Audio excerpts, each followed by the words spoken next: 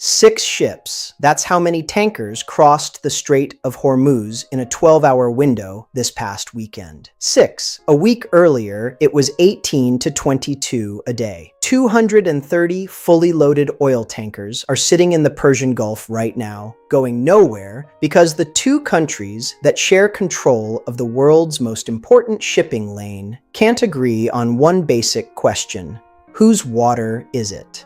That question was supposed to be settled last month. It wasn't. On Sunday, the United States carried out dozens of strikes inside Iran. Iran responded by hitting American positions across the region and reasserting control over the strait. By Monday morning, oil had jumped as much as 9% in a single session, one of the sharpest one-day moves markets have seen all year. And here's the detail almost nobody flagged in the first wave of headlines. The deal that was supposed to end this conflict never actually resolved who owns the strait. That disagreement didn't go away in June. It was just quiet. Tonight, we're going to show you why that quiet didn't last, and who is actually positioned to win and lose from what happens next. Here's why this matters to you, whether you live in Ohio or Oregon. The Strait of Hormuz is a choke point roughly 21 miles wide at its narrowest, and through it flows somewhere between a fifth and a quarter of all the oil traded by sea on the planet, along with about a fifth of the world's liquefied natural gas. When that flow gets disrupted, it doesn't stay a Middle East story. It becomes a gas station story, a grocery store story, an interest rate story. This isn't the first scare. The US and Iran have circled this same choke point before. In 1988, in 2011, in 2019, and again during a short, intense conflict in 2025. But this year is different in scale. Economists at the Federal Reserve Bank of Dallas have called the disruption that began in February the largest geopolitical oil supply shock on record. Bigger than the 1973 Arab oil embargo. Bigger than the 1990 Gulf War spike.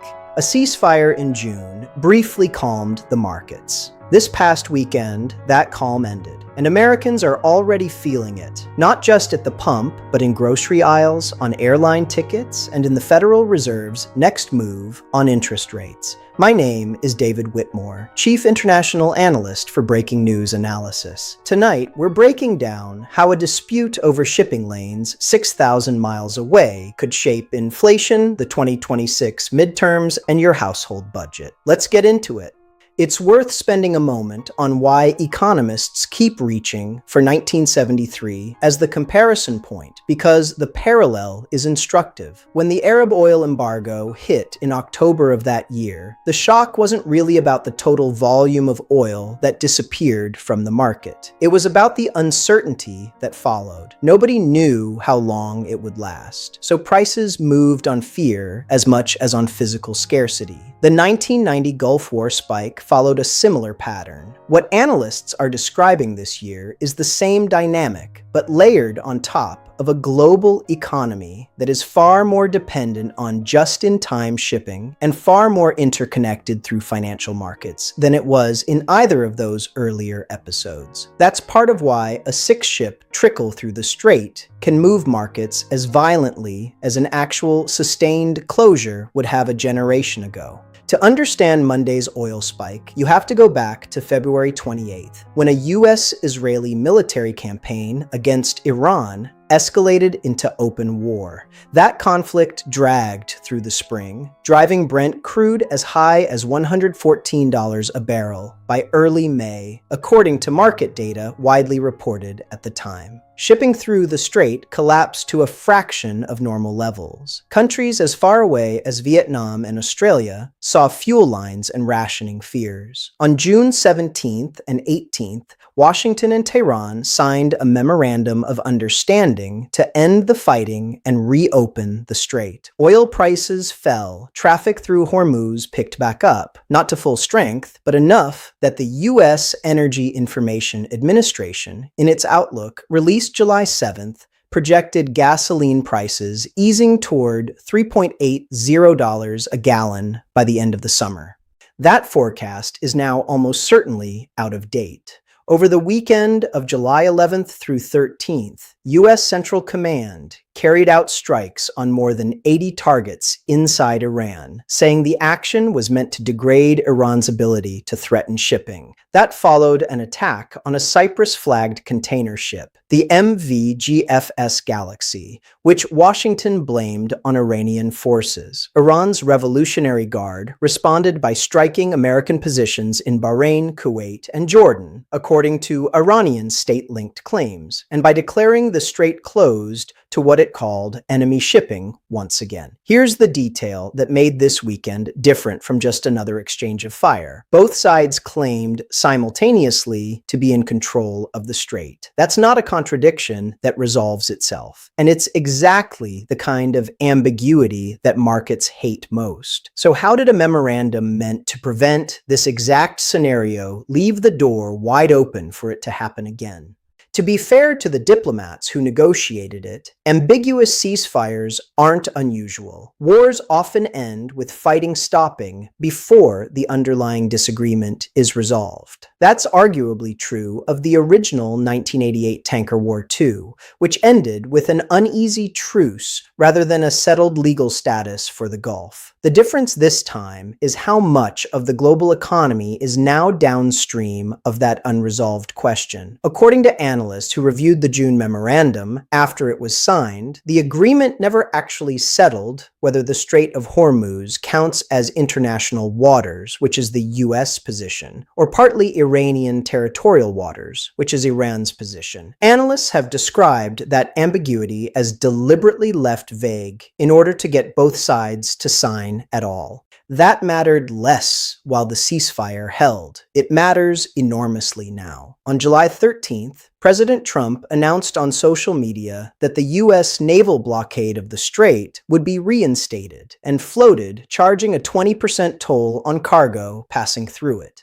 Hours later, an account linked to Iran's Revolutionary Guard responded by claiming Iran has always been, in its words, the guardian of the strait, while also suggesting a toll of some kind might be fair, just not that high. Sit with that for a second. Two governments that fought a war earlier this year are now, in an odd, indirect way, agreeing on the idea of charging a fee for safe passage, while disagreeing entirely on who has the authority to charge it. That is not diplomacy. That is two parties positioning for leverage while the world's tanker fleet sits idle in the Gulf. And market veterans say this pattern of flare-up, brief calm, and flare-up again is likely to keep repeating for months, even if this particular round cools down soon. There's also a practical wrinkle in the toll idea itself, worth noting as an open question rather than a settled fact.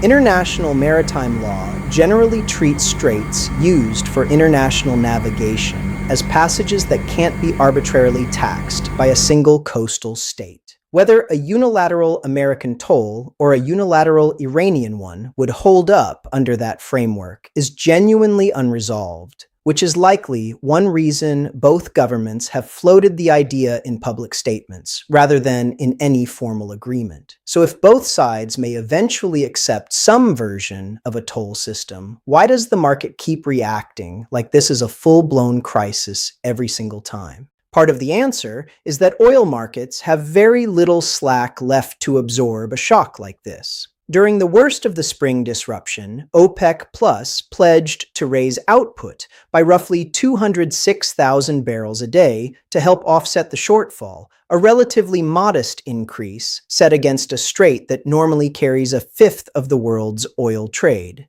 Producers outside the Gulf simply can't replace that volume quickly, which is part of why prices react so sharply to news out of the region, rather than settling into a calmer, more gradual adjustment.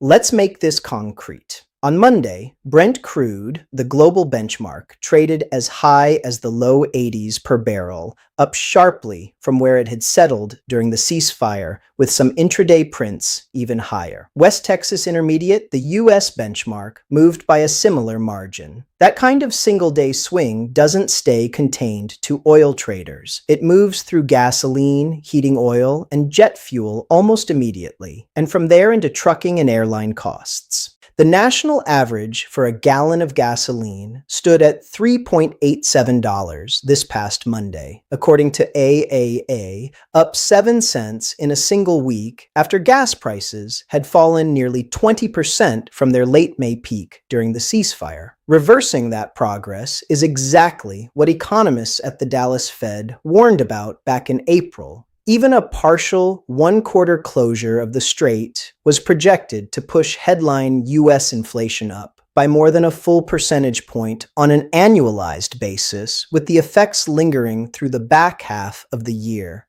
And it's not just fuel. Nearly a third of the world's traded fertilizer, mostly urea and ammonia, moves through the Gulf region and the Strait. Reporting in June already tied the earlier disruption to tomato prices rising 40% year over year, lettuce up more than 16%, and ground beef up about 12%. That's the part of this story that rarely makes the front page, a shipping dispute 6,000 miles away showing up in your grocery bill. Meanwhile, the U.S. Strategic Petroleum Reserve has fallen to its lowest level since 1983, down 18% since the war began, according to reporting on the crisis. Which raises an uncomfortable question heading into the fall. If this drags on, what exactly is left to draw on?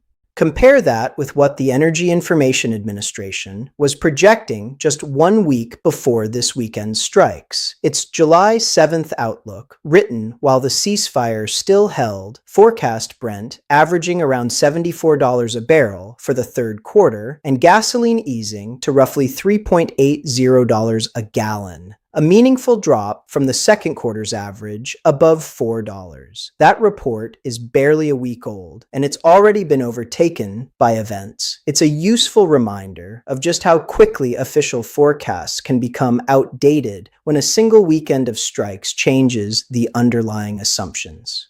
There's a slower moving cost here too, separate from the daily price swings. Shipping analysts have noted that tankers diverted or delayed by strait disruptions can take months to reach their final destination and return, which means even a short closure creates a supply gap that takes far longer than the closure itself to fully unwind. Airlines operating routes through the region have already had to adjust fuel planning and, in some cases, routing, adding cost pressure heading into the back half of the year. Timing matters here too. This flare-up is landing squarely in the middle of the peak summer travel season in the U.S., the stretch industry analysts refer to as the shoulder months running from June into September, when jet fuel demand is already at its highest point of the year. Add renewed uncertainty in the Gulf on top of that seasonal demand, and you get a fuel market with less cushion than it would have going into a quieter part of the calendar, which is part of why analysts expect it could take until early autumn just to rebuild depleted stockpiles back toward pre-conflict levels, even if hostilities ease from here.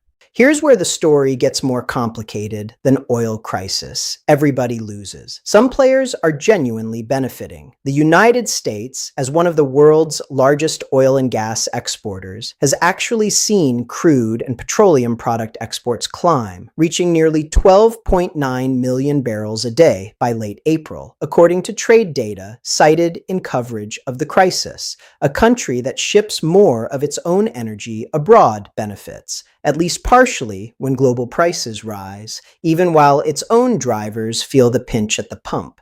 There's a second, less obvious winner, Russia.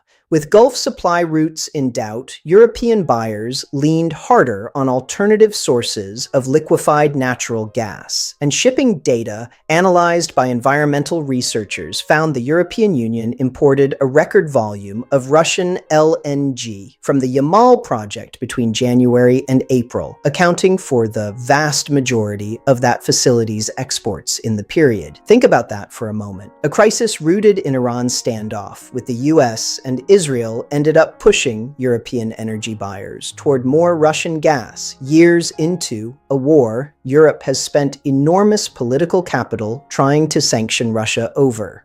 On the losing side, Asian economies that depend on Gulf energy far more than the US does. Roughly 3/4 of the oil and well over half the LNG that moves through the strait is bound for China, India, Japan, and South Korea. Countries with no bypass pipeline, Iraq, Kuwait, Qatar, the UAE, have no alternative route at all when the strait tightens. Saudi Arabia and Oman, by contrast, have pipeline and port options that let them partially route around the choke point. Same crisis, completely different exposure depending on your geography. There's an irony sitting inside the Gulf states themselves that's easy to miss. Several of the countries most central to global oil and gas exports are, at the same time, heavily dependent on imported food, with some Gulf nations importing well over 90% of what they eat. A crisis that started as an energy story can just as easily become a food security story for the very producers whose oil and gas the rest of the world depends on, which is a detail that rarely fits into a headline about barrel prices. It's worth zooming out on the human cost behind those trade figures too. Beyond the energy majors and the shipping companies, ordinary consumers across the Gulf region and South Asia have faced fuel shortages, panic buying, and, in some countries, informal rationing since the disruption began earlier this year. Analysts have also flagged fertilizer supply as a slower-burning risk. With a large share of the world's urea and ammonia exports routed through the Gulf, the cost of growing staple crops like corn and wheat has climbed in multiple regions, a consequence that shows up not in oil futures charts, but in food price data months later. Smaller economies without deep strategic reserves have been hit hardest. Pakistan, heavily reliant on imported fuel, had to seek alternate shipment routes earlier this year, eventually asking Saudi Arabia to reroute crude through the Red Sea port of Yanbu instead of the Gulf. Saudi Arabia agreed and diverted some of its own exports the same way, but that kind of rerouting adds time, cost, and complexity that ultimately gets passed down the supply chain all the way to consumers who have never heard of the Strait of Hormuz. Japan tells a similar story from a different angle. Japanese refiners get roughly 95% of their crude from Saudi Arabia, Kuwait, the UAE, and Qatar, and about 70% of that oil normally reaches Japan on ships that pass directly through the strait. When traffic slows the way it has this year, Japanese refiners have gone as far as asking their own government to release stockpiled reserves, a step that underscores just how little room even a wealthy, well-prepared economy has to absorb a prolonged disruption at this choke point. So if the US is partly insulated and even benefits in some respects, why is the Federal Reserve treating this as an emergency? New Federal Reserve Chair Kevin Warsh, who took over the role on May 22nd, inherited an inflation picture that was already uncomfortable before this weekend. Fed Governor Christopher Waller noted this week that core inflation, the measure that strips out food and energy, had climbed from around 3% last December to 3.4% in May, according to the Fed's preferred gauge. That's already well above the central bank's 2% target, before you even add another oil shock into the mix. Some Fed officials argue the path is still toward cooling inflation, pointing to falling used car prices and easing pressures elsewhere in the economy. Others, including Waller, have warned that if core inflation keeps running hot, a rate hike may be needed, a notably different signal than markets had been expecting. That disagreement inside the Fed isn't spin. It's a real, open debate among people responsible for setting the cost of borrowing for every American mortgage, car loan, and credit card. Layer the Hormuz shock on top of that debate, and you get real policy tension. Higher oil prices raise headline inflation almost immediately. Whether they also raise core inflation, the stickier kind, depends on how long this standoff lasts. Economists modeling the scenario back in the spring found that a three-quarter closure of the strait would nearly double the inflation impact compared with a one-quarter closure. In plain terms, the Fed's next move may hinge less on anything happening in Washington and more on whether ships start moving through Hormuz again in the next few weeks.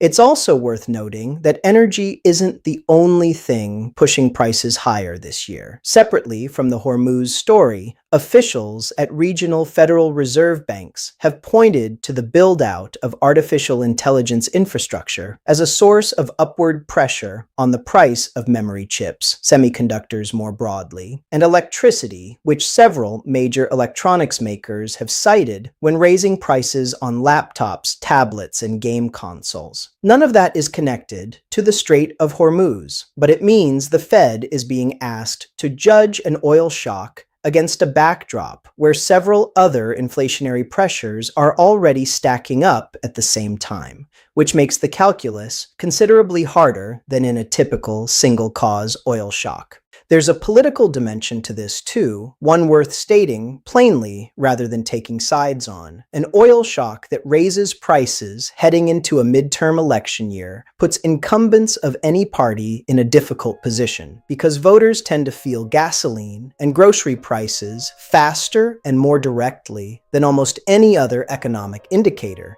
That's simply a structural fact about how inflation interacts with elections, not a judgment about who is to blame for this particular spike. If gas prices climb back toward $4 a gallon this fall, it's worth asking yourself, honestly, whether that changes how you think about the candidates on your ballot this November, or whether foreign policy in the Gulf feels too far removed from kitchen table economics to factor in at all. Reasonable people land in different places on that question, and it's one of the more interesting ways this story could ripple into domestic politics over the next few months. So let's connect all of it. What we're watching isn't simply a military standoff. It's a test of whether a ceasefire built on deliberately unresolved terms can survive contact with reality. The June memorandum bought a month of calm by leaving the hardest question, who controls the strait, unanswered. That question came due this weekend, and the bill arrived in the form of an 8 to 9% single-day jump in oil prices. Who wins from here depends heavily on duration, not just intensity. If this flare-up cools within days, the damage is mostly psychological, a reminder to markets that the risk premium on Hormuz never really went away. If it drags into the fall, the picture darkens considerably. Analysts covering the region for firms like MST Financial and IG Australia have said publicly that even a return to full-scale war is not their base case. But that traffic through the strait is likely to stay depressed for months, punctuated by exactly this kind of periodic flare-up.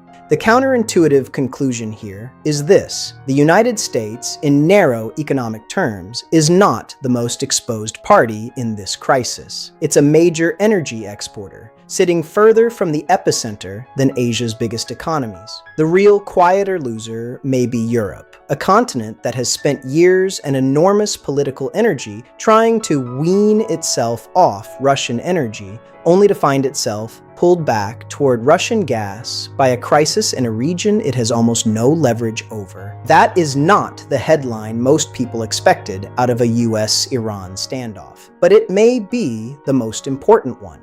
Looking forward, 3 things are worth watching closely. First, whether shipping data shows Hormuz traffic stabilizing above or below that 6-vessel low from this past weekend. That number, more than any political statement, will tell you where this is really headed. Second, whether the Fed's Kevin Warsh signals a rate hike at the next meeting, which would confirm that policymakers see this shock as more than temporary. Third, whether Gulf states without bypass routes, Iraq, Kuwait, Qatar, the UAE, start showing real economic strain, which would be the clearest sign that this crisis has moved from a market story to a humanitarian and stability story. None of this is settled. Analysts disagree in good faith about how long the current escalation will last, precisely because the underlying territorial dispute over the strait itself was never resolved, only postponed. That's not a flaw in the reporting, it's the actual honest state of the situation right now.